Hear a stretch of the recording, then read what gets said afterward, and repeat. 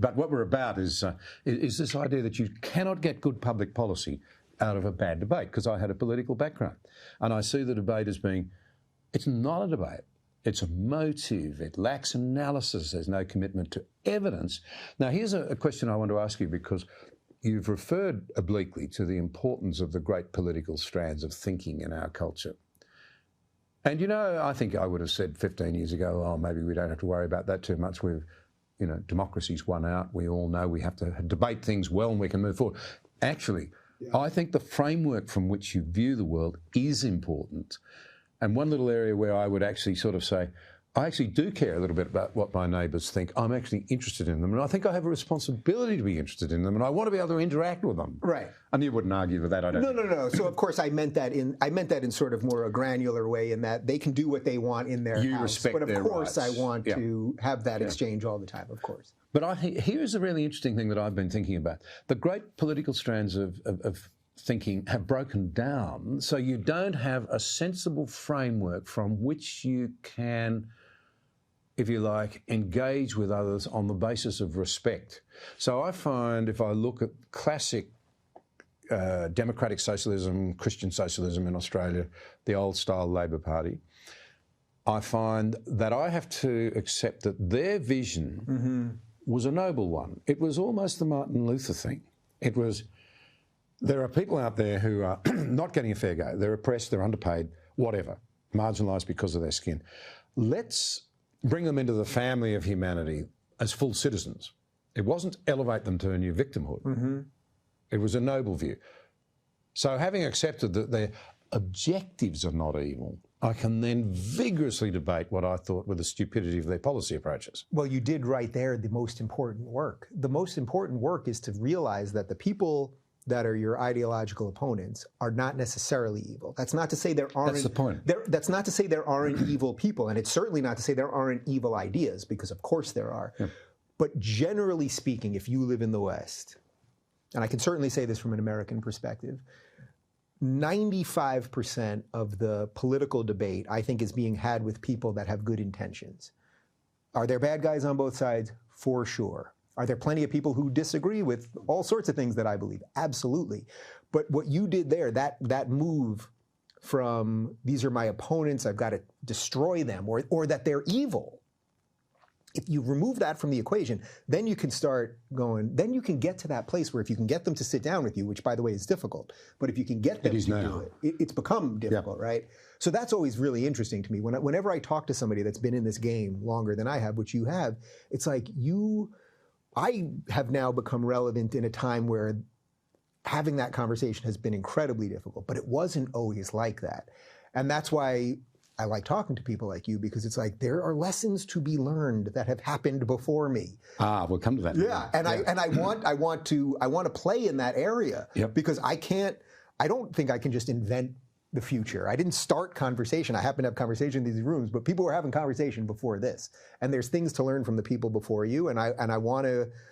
It's look, people care about what I say and the conversations that I have, so I want to treat that with the same respect that I would want to treat the world that I want to help be part of. Not that I want to create, but I want to be part of.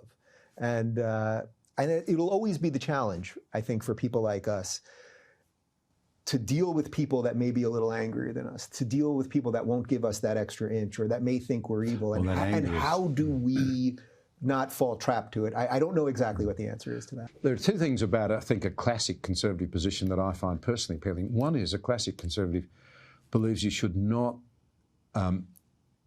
water down our understanding built up over the years of human nature, good and bad. As Pascal put it, we're all a combination of the glorious and of the scum. We need to draw out and then build on the glorious and try and be aware of it, wind back the scum in ourselves. And if we do that, we might be much more willing to see other people as human beings, not as enemies. And the other thing about it is that a conservative, and I think this is so important, because the forces that are opposed to our freedoms want to deny us our history. You know, a true conservative will not argue that somehow we are morally superior to those who've gone before us.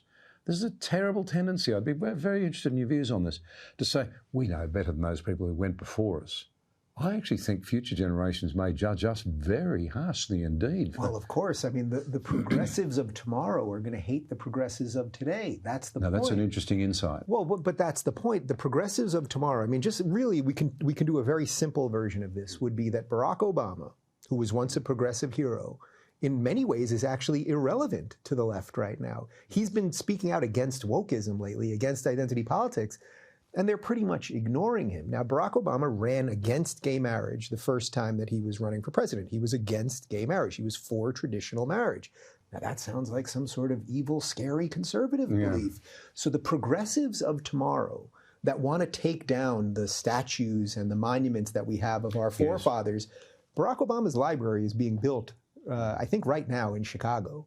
What do you think a progressive of 2030, of 2040 is going to say? They're going to say, wait a minute. We have a library in Chicago of a man who ran against gay marriage. Yeah. And that sort of erasure of history is incredible. It's disingenuous, but it's incredibly dangerous, because the idea that we all right now have become so enlightened that we can do everything, accomplish everything that the people before us couldn't. I don't think I'm much better of a person. I don't think I'm a better person than my father. I don't think I'm a better person than my grandfather or my great-grandfather. Now, or before that. And I didn't know all these people, obviously, and we all do different things. But do I somehow own a greater truth? And I'm trying to create the best world that I can here. And it starts by creating something individually that I believe in. But I will not do that at the expense of everyone before me. So that's why progress, just for the sake of progress, actually isn't progress. It's regression, actually. I mean that seems so obvious to me.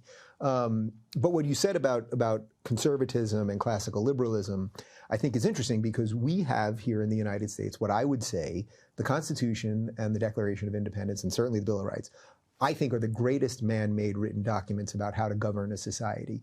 We had unalienable rights, God-given rights, and the government is not giving you those rights. The government's protecting those rights. That's a huge difference. That is a huge difference. The government did not give me freedom. It will protect my freedom. I was born free first because there was something unique about being a human. That is incredibly powerful. And if we don't stop to think what that means, well, then of course we're going to outsource everything to government. If you don't think for a moment, if you think for a second, let's say, the government gave you freedom, well, then government can give you anything and it can take anything away. That's right. And that's a very dangerous place. And that's why, again, I'm so enthused that people are starting to care about this. You know, I walk down the street sometimes here in LA, and people will just scream. Sometimes somebody will be across the street, they'll see me, and they'll just scream, "Hey, classical liberal!" And I'll be like, "Whoa, I've done something pretty cool here. That's pretty great." So I'm very happy about that. But that's also a really good place for where the classical liberals and conservatives have touch points. And what I would say at this point are very, very minor disagreements. You know, I know that there's a string of classical liberals that really thank everything to the Enlightenment. They credit the Enlightenment with everything, so it doesn't have a religious context that more conservatives believe. I've actually started to come around to the conservative version of that, because I don't think the Enlightenment started with nothing. There was something below the Enlightenment too. That's a place where I would probably be pinned more as a conservative, oddly, than a classical liberal, because a lot of them just think the Enlightenment was where all of this was birthed, you know, just 300 years ago.